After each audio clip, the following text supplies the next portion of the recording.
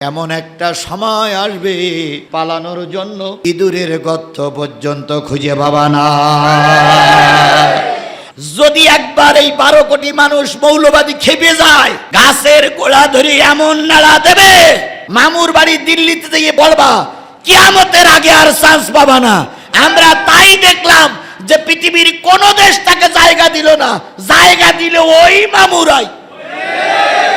500 কোটি ডলার উনি ওদের কাছে ঘুষ খেয়েছে। তাহলে এই যাদের অবস্থার ওনারাই যদি বলে আমরা বীর মুক্তিযুদ্ধের শক্তি, আল্লাহর কসম তোমাদের মতো এরকম দুর্নীতিবাজ বীর মুক্তিযুদ্ধের শক্তির আমাদের দরকার নাই। আমরা না খেয়ে থাকবো, তবু এই দুর্নীতিবাজরা আবার মাথা উঁচু করে দাঁড়াক, এটা আমরা কখনো মেনে নেব না, নেব না, নেব না। কি করে ভবিষ্যৎ বুঝতে পারতেন? তিনি একটা জিনিস বলেছিলেন, আমি লক্ষ্য করছি উত্তর গগনে কালো মেঘ জমেছে, ঝড়ের পূর্বাভাস লক্ষ্য করছি। যদি মোকাবেলা করতে না পারো শক্তভাবে, এমন অমাবস্যার রাত আসবে যার সবে সাদেক অসম্ভব। আমাদের তো সেই রাত 15টা বছর কাটাতে হয়েছে।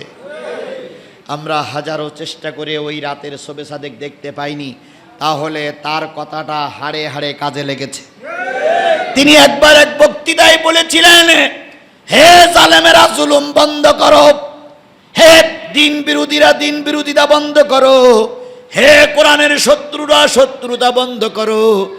এভাবে যদি জুলুম করতে থাকো, এমন একটা সময় আসবে পালানোর জন্য ইঁদুরের গর্ত পর্যন্ত খুঁজে পাবা না। আমরা চিন্তা করতাম এই হুজুর বলে কি, মুক্তিযুদ্ধের পক্ষের শক্তি ওনারা বারবার বলে আমরা মুক্তিযুদ্ধের পক্ষে শক্তি। আর সাবেক প্রধানমন্ত্রী বলতেন আমি মুক্তিযুদ্ধের পক্ষের লোক। কিন্তু আমরা প্রশ্ন করি, মুক্তিযুদ্ধ যখন হয়েছিল তখন আপনি কোথায় ছিলেন? প্রকৃত বীর মুক্তিযোদ্ধার ভিতরে আমাদের এই কালীগঞ্জের এপারে একজন বীর মুক্তিযোদ্ধা আছে, তিনি হচ্ছেন গাজী নজরুল। তিনি ছিলেন প্রকৃত ময়দানে যুদ্ধ করা বীর মুক্তিযোদ্ধা। আর তারপরে কিছু কিছু লোক আসছে যারা জীবনে বন্দুক কি জিনিস দেখেনি, বন্দুক উঁচুও করেনি, বন্দুক একটু মুছিও নি, তারা কয় আমি বীর মুক্তিযোদ্ধা। তাই আমি বলি বীর মুক্তিযোদ্ধা দুই প্রকার, একটা হলো বীর মুক্তিযোদ্ধা আর একটা হচ্ছে বীর মুক্তিযোদ্ধা। মুক্তিযোদ্ধা কয় গ্রুপ?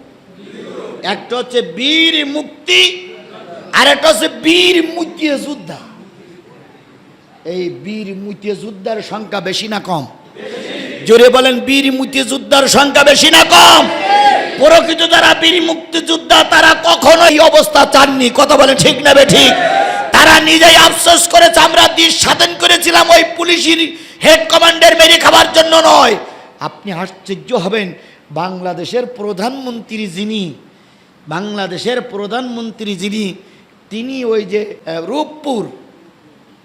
রূপপুর পারমাণবিক বিদ্যুৎ কেন্দ্রে তৈরি করার জন্য রাশিয়ার কাছ থেকে 500 কোটি ডলার, বোধহয় 500 কোটি ডলার উনি ওদের কাছ থেকে ঘুষ খেয়েছে। তাহলে এই যদি হয়, ওনাদের অবস্থার ওনারাই যদি বলে আমরা বীর মুক্তিযুদ্ধের শক্তি, আল্লাহর কসম তোমাদের মতো এরকম দুর্নীতিবাজ বীর মুক্তিযুদ্ধের শক্তির আমাদের দরকার নাই। আমরা না খেয়ে থাকবো, তবু এই দুর্নীতিবাজরা আবার মাথা উঁচু করে দাঁড়াক, এটা আমরা কখনো মেনে নেব না, নেব না, নেব না। কিছু কিছু লোক বলতে আবার আসবে, ওরা কিছু কিছু যে পাতি নেতা আছে না, কয় আবার আসবে। তো এতই যদি বীর পালোয়ান হয়, পালাই গিলে কেন? এখন বাংলাদেশের 18 কোটি মানুষ একজোট, একটাই বক্তব্য, তারা যেন আর ফিরে আসতে না পারে। কথা বলেন, কথা বলেন, কথা বলেন। তাহলে তাদেরকে আর ফিরে আসতে দেওয়া হবে না। আল্লামা সাঈদীর আরেকটা কথা স্মৃতি ধারণ করে আমি মূল আলোচনায় চলে যাই। তিনি বলেছিলেন, তখন বাংলাদেশে বসবাস করত 12 কোটি মানুষ। তিনি বলেছিলেন, মৌলবাদ করে চেল্লাইও না, গাছের গোড়ায় আছি আমরা 12 কোটি, সব মৌলবাদ। আর তোমরা আসো গাছের মাথায়, তোমরা হইলে আগাবাদী আর আমরা হলাম মৌলবাদী। যদি একবার এই 12 কোটি মানুষ মৌলবাদী খেপে যায়, গাছের গোড়া ধরে এমন নাড়া দেবে, মামুর বাড়ি দিল্লিতে গিয়ে বলবা কিয়ামতের আগে আর চান্স পাবা না।